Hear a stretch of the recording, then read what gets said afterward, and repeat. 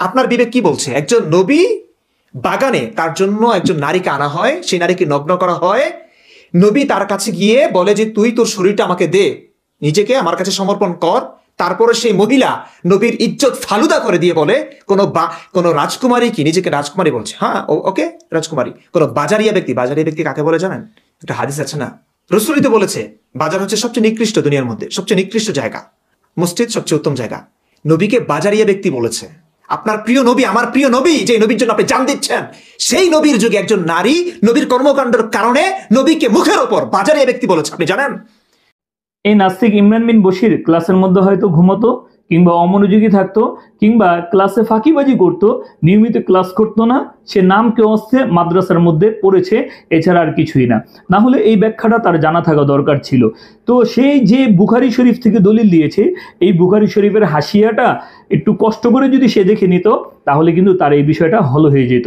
এই জায়গার মধ্যে মহিলার যে এই বক্তব্য, ওয়াহাল তাহাবুল মালিকাতু নাফসাহা লিসুক, যে কোনো রানী কি সাধারণ মানুষের কাছে নিজেকে সুপর্দ করতে পারে, এটার ব্যাখ্যা খুব সুন্দরভাবে দেওয়া আছে। তো এটার ব্যাখ্যাটা আসলে কি? এটার ব্যাখ্যাটা হচ্ছে, আরবরা প্রত্যেক ওই ব্যক্তিকে সুক, সাধারণ বা বাজারি ব্যক্তি বলে থাকে, যে রাজা হয় না, যে বাদশা হয় না, যে প্রধানমন্ত্রী হয় না, তাদের ক্ষেত্রে আরবরা সুক শব্দটা ব্যবহার করে থাকে। তাহলে আরবদের পরিভাষা অনুযায়ী আমি একজন সুক বাজারি ব্যক্তি, আপনারা যারা আছেন তারাও বাজারি, এই নাস্তিক ইমরান বিন বশির সেও বাজারি। এটা আমার কোনো কথা না। আপনি যদি আরবি অভিধান মুজাক্কার মুয়ান্নাসের প্রথম খণ্ডের 478 নম্বর পৃষ্ঠাটা দেখেন, সেই জায়গার মধ্যে বিষয়টা একেবারে সুন্দর স্পষ্ট করে উল্লেখ করা আছে। ওইখানে লেখা আছে, ওয়াইন কানা ইয়াজুন্নু আন্নাল ইসাআতা ফি কওলিহা ওয়া হাল তাহবুল মালিকাতু নাফসাহা লিসুক ফালাইসা সহিহান। অনেকেই এই মহিলার এই কথাটা, এই যে কোনো রানী কি সাধারণ মানুষের কাছে নিজেকে সুপর্দ করতে পারে, এটাকে অনেকেই বেয়াদবি মূলক ধরে নেয়, কিন্তু বিষয়টা আসলে এরকম না। লিআন্না কওলুহুম রাজুলুন সুক লাইসা হুয়া মিন হাযা ফি শাই ফাল আম্মাতু তাখরুজু ফায়াজুন্নু আন্না সুক ওয়া সুকি মিন আহলি সুক। যে আরবদের পরিভাষা রজুলুন সুক, যে বাজারি ব্যক্তি, এর দ্বারা সাধারণরা মনে করে থাকে যে বাজারি ব্যক্তি যারা বাজারে থাকে, যারা সাধারণ মানুষ, যাদের কোনো মূল্য নেই, এই ধরনের বিষয়কে অনেকে ধারণা করে থাকে। ফালাইসা কাযালিক, বিষয়টা আসলে এমন না।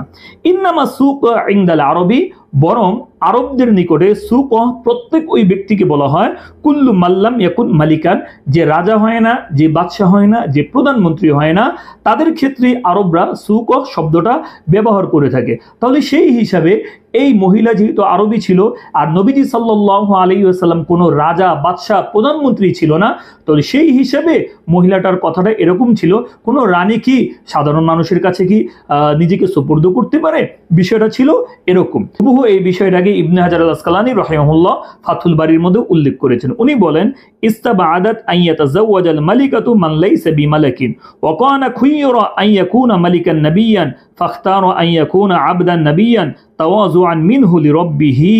ইবনে হাজার আল আসকালানী রাহিমাহুল্লাহ উনি বলেন, এই মহিলাটা বিস্ময় প্রকাশ করে বলেছিল যে কোনো রানী কি সাধারণ মানুষের কাছে নিজেকে সুপর্দ করতে পারে। ইবনে হাজার আল আসকালানী রাহিমাহুল্লাহ উনি বলেন, আল্লাহ তাআলা নবীজি সাল্লাল্লাহু আলাইহি ওয়াসাল্লামকে রাজা, বাদশা এবং নবী হওয়ার সুযোগ দিয়েছিলেন, কিন্তু নবীজি সাল্লাল্লাহু আলাইহি ওয়াসাল্লাম আল্লাহকে বলেছিল যে আল্লাহ, আমি রাজা হতে চাই না, আমি বাদশা হতে চাই না, আমি বান্দা এবং নবী হতে চাই। আল্লাহ নবী সাল্লাল্লাহু আলাইহি ওয়াসাল্লাম বান্দা এবং নবী ছিলেন, তিনি বাদশাহীকে গ্রহণ করেন নাই, রাজত্বকে গ্রহণ করেন নাই।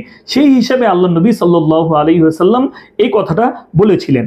তাছাড়া এই মহিলা নবীজি সাল্লাল্লাহু আলাইহি ওয়াসাল্লামের শানে যে এই ধরনের কথা বলেছেন, এর খুব সুন্দর জবাব ইবনে হাজার আল আসকালানী রাহিমাহুল্লাহ উনি দিয়েছেন। ওয়ালাম ইউআখিদহান নবী সাল্লাল্লাহু আলাইহি ওয়াসাল্লাম বিকালামিহা মা'যিরাতান লাহা লিকুরবি আহদিহা বিজাহিলিয়াতিহা। এখানে নবীজি সাল্লাল্লাহু আলাইহি ওয়াসাল্লাম এই মহিলার এই কথাটা, এটাকে অপরগ হিসেবে ধরেছেন, তারাকে এই কথাটার ক্ষেত্রে তাকে মাজুর হিসেবে ধরেছেন। কেননা এই মহিলাটা সবেমাত্র ইসলাম ধর্ম গ্রহণ করেছিল, জাহিলি যুগের যত স্বভাব চরিত্র এই মহিলাটার মধ্যে অবশিষ্ট ছিল, এবং জাহিলি যুগের কথাবার্তাও তার মধ্যে ছিল। এই কারণে আল্লাহ নবী সাল্লাল্লাহু আলাইহি ওয়াসাল্লাম তাকে মারলেন না, ধরলেন না, কোনো ধরনের বকাঝকা দিলেন না, বরং তার এই কথার ক্ষেত্রে আল্লাহ নবী সাল্লাল্লাহু আলাইহি ওয়াসাল্লাম তাকে অপারগ ভাবলেন, তাকে মাজুর ভাবলেন যে সে সবেমাত্র ইসলাম ধর্ম গ্রহণ করেছে, অন্যান্য ধর্মের জাহিলি যুগের যেগুলো আছে এই প্রথাগুলো তার মধ্যে রয়ে গেছে, সেই হিসাবে আল্লাহ নবী সাল্লাল্লাহু আলাইহি ওয়াসাল্লাম তাকে কিছু বললেন না।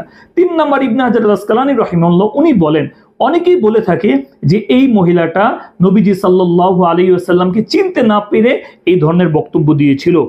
وقال غيره يحتمل أنها لم تعرفه صلى الله عليه وسلم فخاطبته بذلك, যে এই ধরনের সম্ভাবনা আছে এই নারীটা নবীজি যে আসছে নবীজিকে চিনতে পারেনি, যার কারণে এই ধরনের মন্তব্য করেছিল। এটাই পরবর্তীতে বোঝা যায় যে পরবর্তী পৃষ্ঠার মধ্যে লেখা আছে এই মহিলাটা শেষ জীবন অনেক আফসোস করত, আর মাটি নিয়ে নিজের শরীরের মধ্যে মাখতো আর বলতো, ইস আমার কাছে কি সৌভাগ্য এসেছিল, আমি এটাকে বাদ দিয়ে দুর্ভাগ্যটাকে আমি গ্রহণ করে নিয়েছিলাম।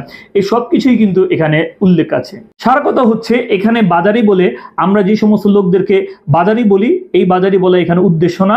আরবরা প্রত্যেক ওই ব্যক্তির ক্ষেত্রে বাজারি বা সুক শব্দ ব্যবহার করে যারা রাজা হয় না, যারা বাদশাহ হয় না, যারা প্রধানমন্ত্রী হয় না। তাছাড়া এই জায়গার মধ্যে নবীজি সাল্লাল্লাহু আলাইহি ওয়াসাল্লাম তাকে অপরক ধরেছিলেন, কেননা সে মাত্র নও মুসলিম হয়েছিল, ইসলামের কোনো বিষয়ই তার জানা ছিল না, জাহিলি যুগের স্বভাব চরিত্র তার মধ্যে ছিল। 3 নাম্বার, হয়তো সে নবীজি সাল্লাল্লাহু আলাইহি ওয়াসাল্লামকে না চিনেই এই ধরনের বক্তব্য দিয়েছে। এই সব কিছুই কিন্তু ওই জায়গার মধ্যে লেখা আছে। এই নাস্তিক ইমরান বিন বশির শুধুমাত্র নবীজি সাল্লাল্লাহু আলাইহি ওয়াসাল্লামের প্রতি বিদ্বেষ রেখে এই ধরনের কথা সমাজের মধ্যে ছড়ানোর চেষ্টা করছে। অতএব প্রিয় দর্শক, আপনারা এই নাস্তিক ইমরান বিন বশিরের কথায় বিভ্রান্ত হবেন না এবং তার কথাগুলো আপনারা শোনার চেষ্টাও করবেন না।